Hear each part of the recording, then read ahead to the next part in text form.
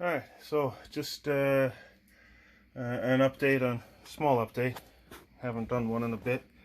So, I guess just for the bathroom, yeah, the toilet leaks. I don't think it's the foot flange. I believe it's the bolts, tank bolts. I haven't investigated it because, in all honesty, it's not a priority, which kind of probably makes some people laugh. But yeah, eventually I'll take it apart and investigate those bolts and hope that it's not a cracked toilet, because obviously that means a new toilet. So no light right now because of something I'm just going to show later. So I'm very close to insulating the bathroom, which is awesome, because then the next step is putting up some sort of wall covering. I'm probably just going to use chipboard because it's cheap, and this isn't a long-term plan. I just need a workable bathroom.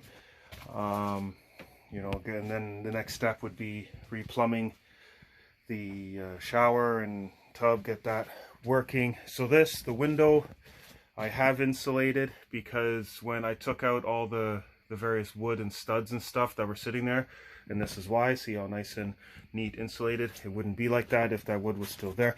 Not to mention, long term, I want to put a window back. Well, when removing all that wood, it removed a whole lot of stuff, including some exterior wall coverings and stuff, and literally behind this insulation is the vinyl siding. So that was kind of a priority to bag that up. That's bad insulation because I want to put a window back. The rest of this is going to be spray foam. Two reasons. Minor is that these studs are 12-inch on center. I've never heard of a house built with exterior studs 1 foot on center. Well, of course, it's 130-year-old, so I guess that's what they did back then. The whole concept of they don't make them like this anymore certainly fits. But that means if I was going to use batt insulation, I would have to cut every single batt to fit. What a pain in the ass. Not going to do it. I'm going to spray foam it, which is the main reason I'm not using batt insulation. Spray foam fits really well. It doubles as a vapor barrier, so every little crack, and there's lots of cracks, of where air could get in, and which then begets condensation, moisture, mold, blah, dot, dot, dot. So spray foam is by far the best product, and that is what's going to go in. I've already bought the product. Have been waiting to get all this clear. What the main pain in the butt, slow thing, is getting all this stuff cleared out. You see how deep below this stupid raised floor they put in, which will get torn out eventually. I just didn't want to open this peeling onion right now. But I have cleared all these crevices down to the original subfloor. All the external areas, nice and clear. You can see here the brick has fallen up. Well, it's turned to powder, some of it down there, and then some here too. To describe that, I think that goes into a big description. More long than this video I want to make has to do with the poured concrete they put outside, which created tons of weight pressure and poor drainage, which causes that. That is basically the Coles notes. This is interior, so it's not going to get insulated. Yeah, so that's that. And I'm really close, probably 1 or 2 days. This is all gonna be spray foamed. Woot. So, continuing on with the objective of removing, mold, visible mold. So this wall, the dry wall along this, had mold just at the bottom, and the screws I took out, the drywall screws, were rusty. So definitely they had water issues right here. Anyways, I kind of got prompted to run the video because when I opened this up, I saw, well, crap. So I figured that always makes a decent video. So let's take a look at what crap is here. The obvious one, yay, brick. What do you do with an empty space? I don't know, throw a brick in it. Unreal. Kind of, there's a coating on it. Paint maybe? Probably. Love the wallpaper. Not. I hate all wallpaper. But this is a new one. I haven't seen this style. Oh, it's got some sort of a Roman-ish looking thing at the top. Is that part of the wallpaper or a band? No, yeah, they actually purposely put a second layer of wallpaper on the top for that kind of, I don't know. It looks Roman look to me, but if you actually zoom in, it kind of looks like almost wood bamboo or whatever. I don't know. I freaking hate wallpaper. It's all ugly, ugly, ugly. You got this wallpaper here.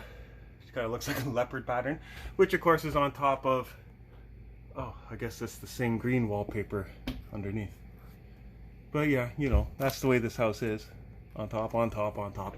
And then you got this interesting ceiling here with the interlocking tongue and groove pine? Yeah, pine. Ceiling. I think not painted hospital green. If it was actually wood and all that at one point in time in this house. Yeah, here it is, a good look of kind of, well, you got the beveled edges too. That would look really nice. Not painted, you know, hospital bile green. You gotta love this attempt at insulating.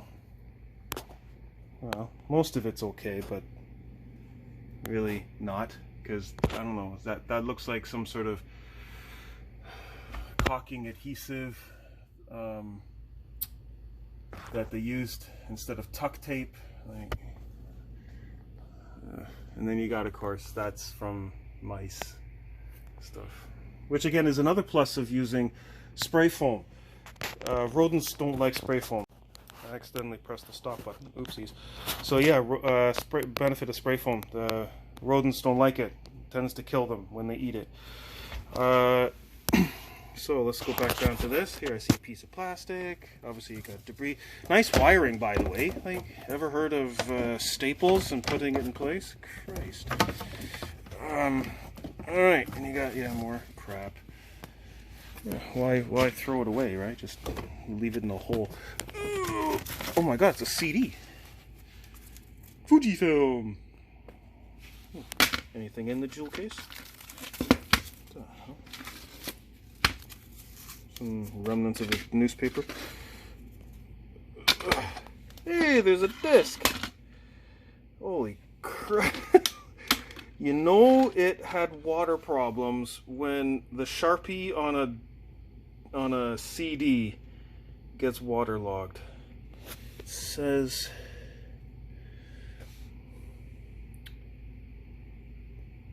something of fine behavior. Principles of fine behavior. Backup. February something or other 99. February 8th or something, or maybe 2nd. February 22nd, 99. Principles of fine behavior? Sounds like a school project. Well, anyways, I'll have to hunt down where the hell I have a CDR? Yeah, I guess 99, that predates it. I was still in uni at the time too, and DVDs were way more expensive than CDs. So, I guess that makes sense. Yeah, I'm not even sure where I have a CD writer, but I'll have to find that and, out of curiosity's sake, see what information's on that. Next. More newspaper bits. That's underneath. Is that a floor? Yeah, it's part of the newspaper was put underneath the floor. I guess that's just the way they did it. Shops. Something shops. I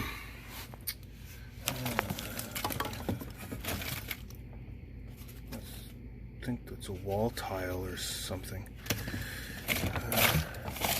Oh no, floor tile. That again, they just didn't bother removing, and oh my god, improper demo. And of course there's carpet at one point, which they didn't bother removing. They literally plumbed on top of gold colored carpet. God, I know. And then you've got, hey, that's the same green ass gross tiles that's in the kitchen.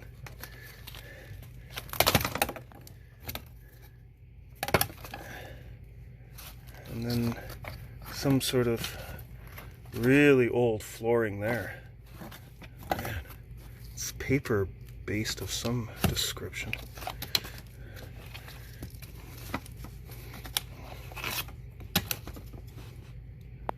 Okay, let me see, floor.